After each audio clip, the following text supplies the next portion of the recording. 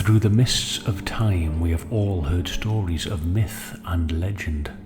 Some of them have their roots in history, whilst others have been twisted into something quite different. Welcome, friends, to Folk and Fable. In this episode, we're in my home county of Hertfordshire, where there's many an old folklore tale to be told.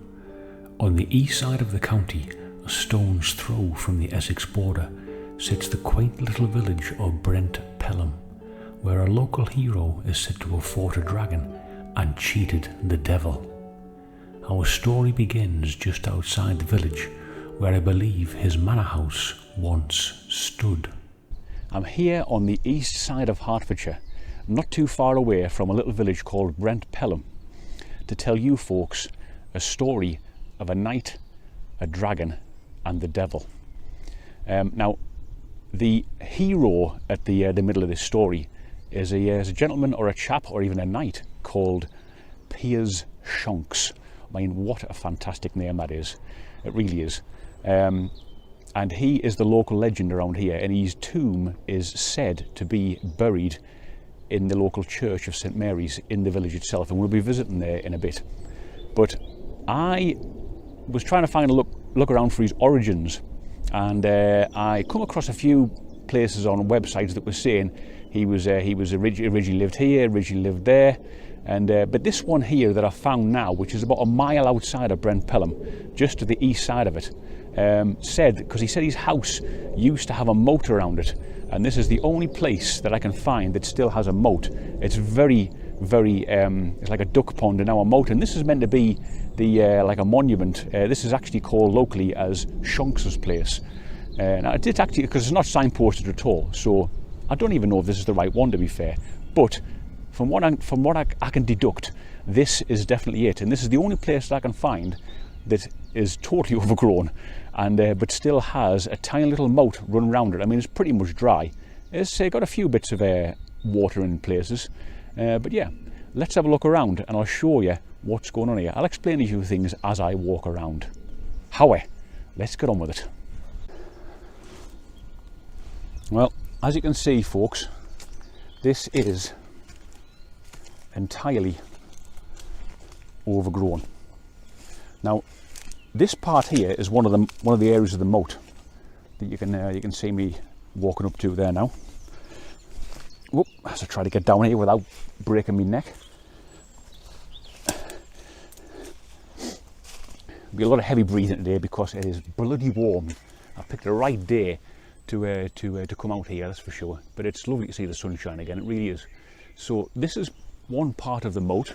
It kind of goes that way along the back fence towards the field, and along that way. I know you can't really see it, but maybe you'll see it in the aerial shots. I'll kind of do a little bit of narration over the aerial shots and you can see exactly where it's at. But you can see it's entirely overgrown here, and it kind of like comes back in on itself, so it comes along that border all the way along. If I can just walk over here actually. Yeah, so folks, I've come over to the other side of the field, or this enclosure, and this is the other side of the moat. See, that was down there, further down that kind of direction and round the corner. That's where I was there before, and the moat continues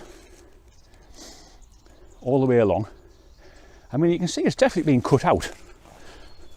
Whether it was the moat of the actual house that belonged to Piers Shonks, I don't really know, because the history is quite sketchy. But that's what makes it good about the folklore stuff, because you can kind of, I mean, you see there's like a definite, it's been dug out. It has been dug out. I mean, that is pretty much a right angle. Pretty much a right angle, and then it continues further along. I mean, I'm not going to go down there, this is quite steep. And it continues all the way along this side.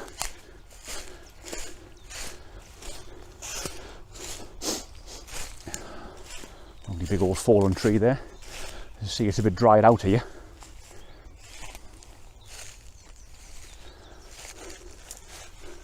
That is a There's a big old tree.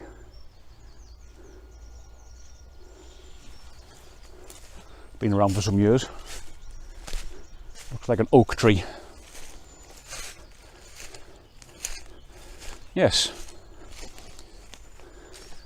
And then it just continues along its merry way there, and it gets to where you see the. I'm not going to go over there because it looks pretty tight with brambles and such like. But it gets to over there, and it starts turning back down this way. So we'll have a walk down there. Another big old oak tree. I mean, these oak trees have been here since they are ancient. There is some girth. There's some serious girth on that.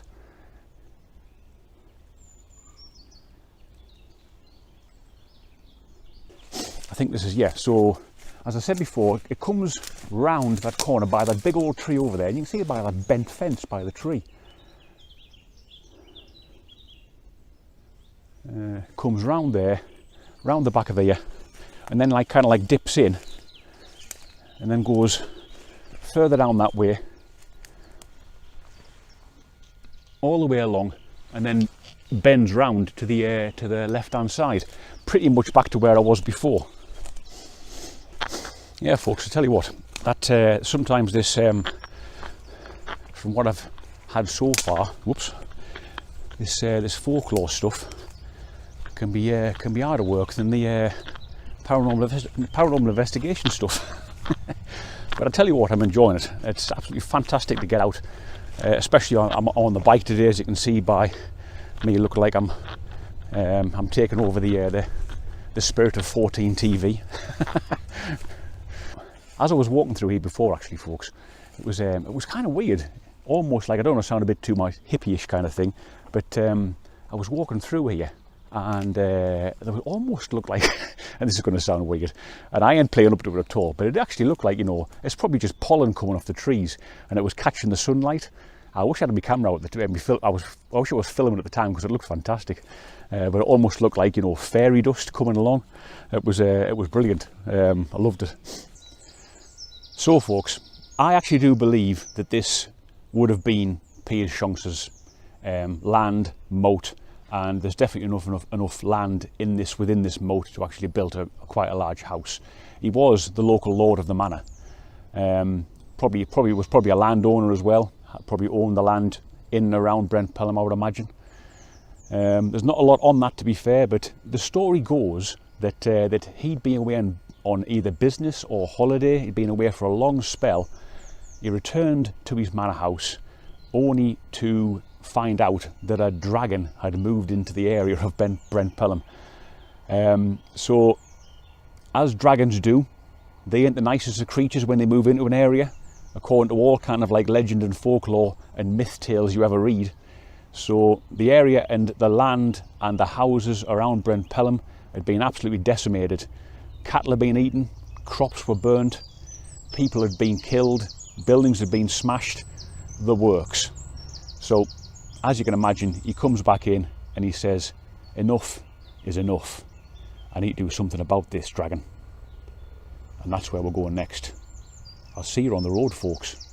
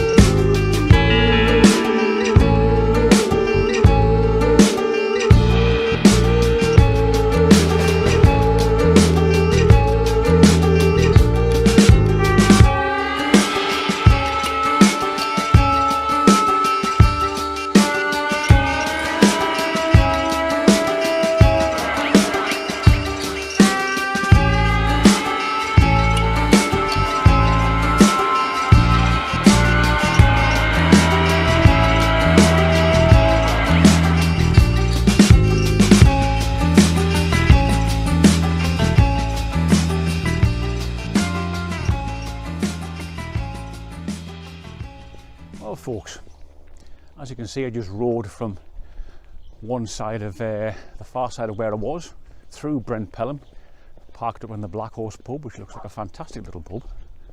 But I've parked the bike up there and I'm walking up to the next place, which is, it's only about like 10 minutes walk outside of Brent Pelham. And that's where the story is going to continue. It's in a field called Greater Pepsells. Greater Pepsells. There's some fantastic names around here, there really is. But it's an equestrian place, or most of the field is an equestrian place. And just past a dog grooming place or boutique called, get this, I loved, Butt Sniffers Dog Groomers. Oh, there's no better, is there? There's no better. Alright folks, so I have reached Great Pepsells field. I'm going to hop over the stile here and I just have a wander up through there. But in the meantime, I'll let the narrator take over for this part of the story. See you in a bit, folks.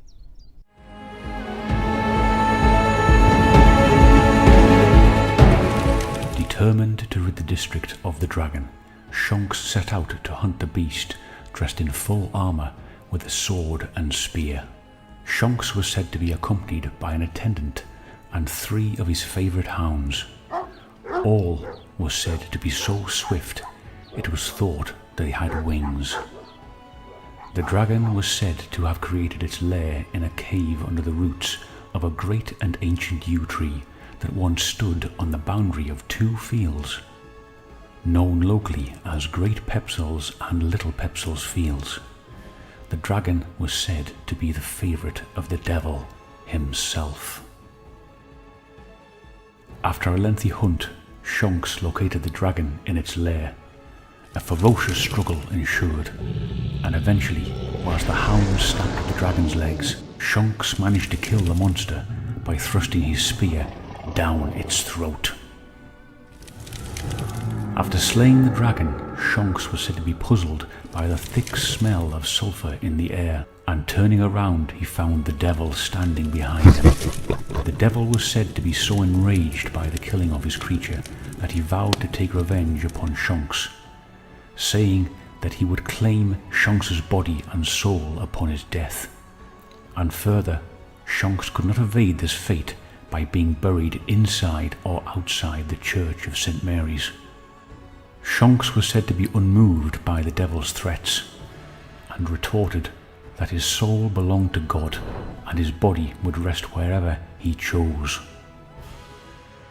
There are a few versions of the story of what happened thereafter. Most versions state Shonks lived for many years after slaying the dragon, although writing in 1700, the local historian Henry Chauncey wrote Shonks was mortally wounded whilst battling the dragon and died soon afterwards. In one version of the legend, Shonks requested to be buried in the wall of the church, so as to be neither inside nor outside it, and thus frustrate the devil's vow. A different version says that as Shonks lay dying, he asked for a bow and arrow. Shooting the arrow into the air, he stated that he should be buried wherever the arrow landed. The arrow flew through an open window in the Brent Pelham church and lodged in the church's north wall, and so it was decided upon his death, Shonks would be buried within the wall of the church. As he was buried inside the wall of the church, he was neither inside nor outside of the church. Shonks's soul was said to be beyond the devil's grasp, and so the devil was denied his revenge.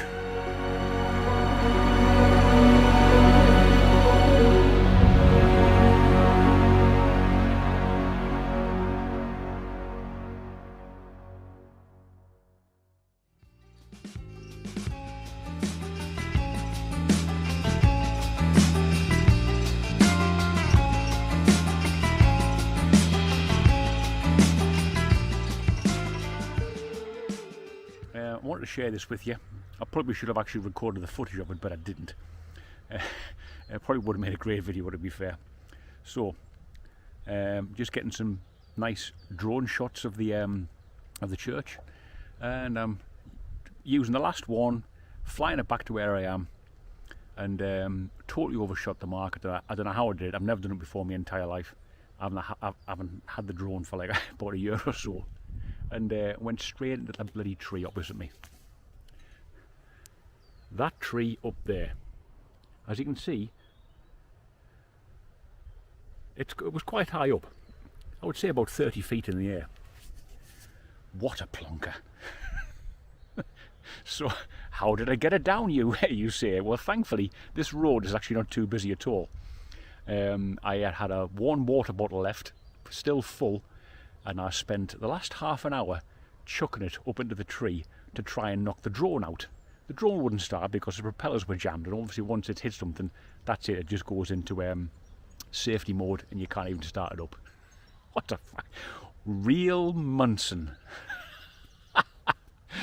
Oh dear me. I tell you what, if anything it's a laugh, but thank God I've got the thing back. It would be worthy of a cricket catch when the bottle went up, the drone came out, and I just let the bottle fall to the floor and caught the drone. Marvellous. What an idiot. Anyway, on with the show. Okay folks, last destination, let's crack on with it after the old drone carry on, God's sakes. Anyways, I'm here at the Church of St Mary's, first mentioned apparently in around, if my memory serves me correctly, 1135, which is during the reign of King Stephen. Now that's some serious age. I think also as well I found out that the meaning of the actual village name as well. So Brent Pelham, Brent actually means burnt, and the village actually burnt to the ground. Just outside the village as well, noted, is a little river. It's more like a ditch really, but it's called the River Ash. So maybe that has something to do with it. Brent meaning burnt, ash, I don't know. It's all a rich tapestry, that's for sure. But anyway, Pelham meaning either, and this is all English, either meaning first springs or village or homestead. So again, interesting stuff I think you'll find. I mean, it is a beautiful looking church.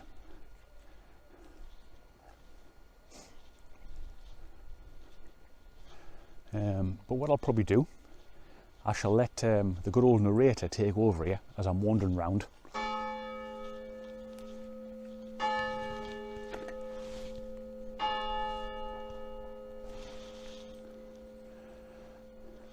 Well, that was nice. Enjoyed that little church chiming bells. Right, I'll let the narrator take over here. I'm going to have a wander around and I'll see you inside the church. I might have to keep quiet inside the church. In fact, I might have to shut up altogether and let the narrator take over altogether until I get back out of the church. I'll see you in a bit, folks. The first written mention of the church goes back to the reign of King Stephen of 1135 to 1154. So what remains of this medieval structure? The present church, with its walls of flint rubble and its tiled roof, was built in the middle of the 14th century. The 15th century saw the construction of the West Tower and its diagonal buttresses and the Hertfordshire spike. The 19th century saw massive renovations into how you see it today. The real gem inside the chancel is a tomb inset into the wall. The lid of the tomb is elaborately carved from black marble and can be dated stylistically to the 13th century. It has been heavily restored. It depicts 4 evangelists, an angel carrying a soul away to heaven, and a large foliated cross, the foot of which is thrust through the mouth of a 2-legged dragon. Local legend says this is the tomb of Piers Shonks, but unfortunately this is not entirely correct, as I'll explain more at the end of the video in the story Origins.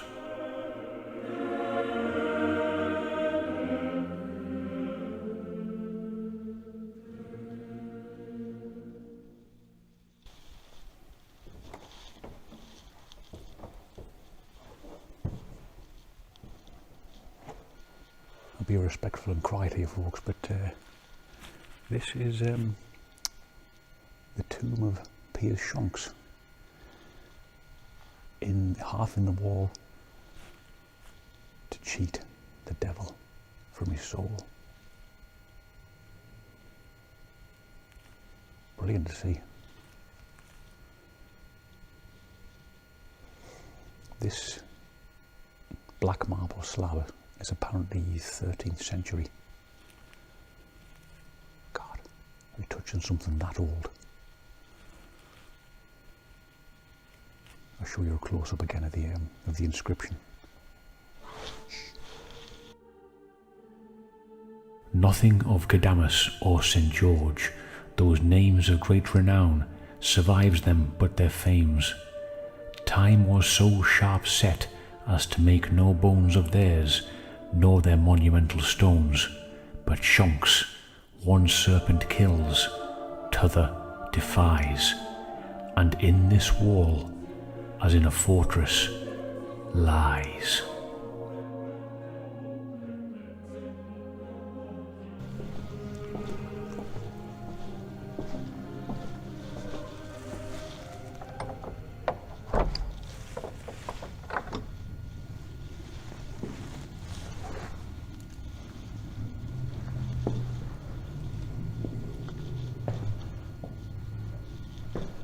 Oh wow.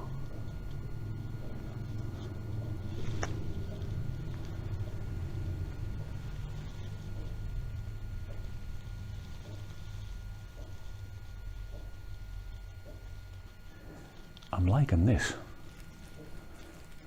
This must be the little door that's mentioned in some of the history about this church. It's apparently exceptionally old. You look at them scrollings around there, even graffiti back in the day. 1819. Absolutely marvellous to see.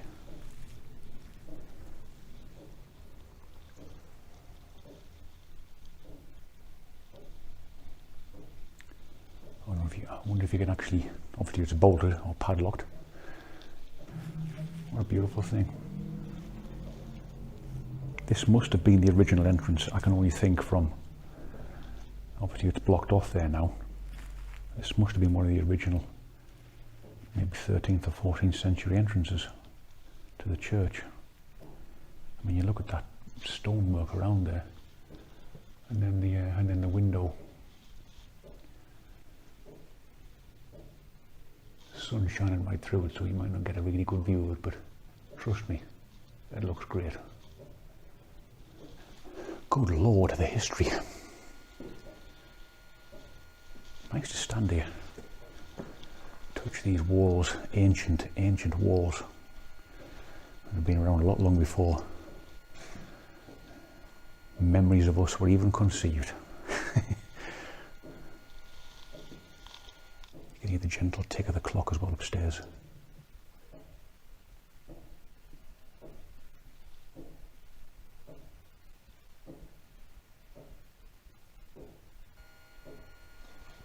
Love that. So right outside the church here, folks, some stocks. I really can't see them being original, but nice to see. I bet if they were original, they were definitely used back in days of yore. Well, folks, I really hope you've enjoyed that one. I very definitely have.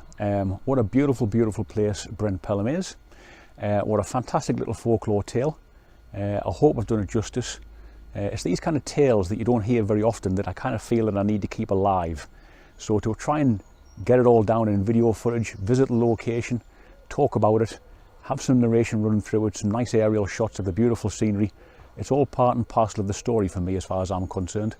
And to go and see Shonks' tomb was just the icing on the cake. That was wonderful.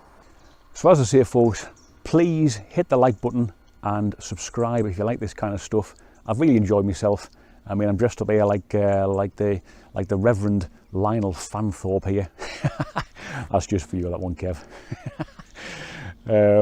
But yeah, been absolutely fantastic. Really was lovely to see the inside of that church as well. Piers Shonks' tomb. Wonderful, wonderful, wonderful. So yeah, I'll see you in the next one, folks. I've got a couple of good things lined up as well. So make sure you stay tuned, and I'll see you on the next one. Cheeky bye. For God's sakes. What a dickhead for getting that drone stuck in the tree.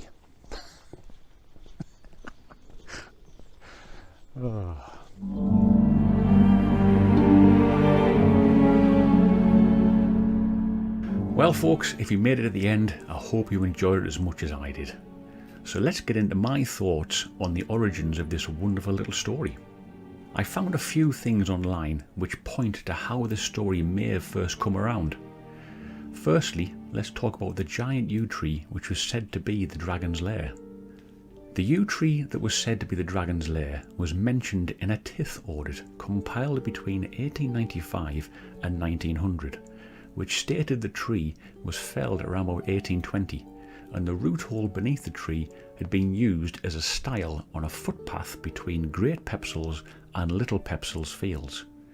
It had been speculated from the descriptions of the tree that it may have been as much as 1,000 years old at the time that it was actually cut down. And from its location, it may have been an Anglo-Saxon boundary tree, or possibly have even been used to mark an early cemetery. Secondly, the tomb of Piers Shonks. So the tomb itself bears no inscription, but the tablet inscription above is said to have been added by the church's vicar in the 17th century. Maybe he was the one who first started the tale, as this could have been his translation of the heavy carvings on the tomb's cover. The tomb's depiction of a dragon with a cross thrust through its mouth could have inspired the story of slaying a dragon, and given the detail of how the dragon was actually dispatched. The inclusion of an angel carrying a soul up to heaven may have inspired the story of the devil claiming Shonks' soul, with its unusual location within the church could have initiated the story of cheating the devil. The 4 evangelists depicted on the tomb as 1-winged man and 3-winged beasts may have given rise to the tradition of a winged attendant and 3-winged hounds. So what about the hero himself, Piers Shonks? Well, I found nothing solid to say a man of that name ever existed. I'm not saying he didn't, as the date on the tomb says he died in 1086. As I mentioned in the story though, the tomb has been heavily restored, and I read somewhere that the cover and the tomb are from 2 different times, so they may not have been an original marriage. Records of births and deaths back then would have been sketchy at best as well, so they may not have even existed. However, I did find this next piece of info quite interesting. It is recorded that a family named Shank did possess property in the Brent Pelham parish in the 14th century, including the manor house Shonks, and that one member of the family of the name Peter Shank was granted another manor house in the Barkway parish by the Earl of Arundel. Could Peter Shank have been the Piers Shonks of the legend? I doubt we'll never know. Well folks, please leave me a comment on your thoughts of the story, and if you enjoyed it, please hit that like button. It was fantastic to visit the beautiful village of Brent Pelham and see the areas surrounding the story. But until next time, cheers folks.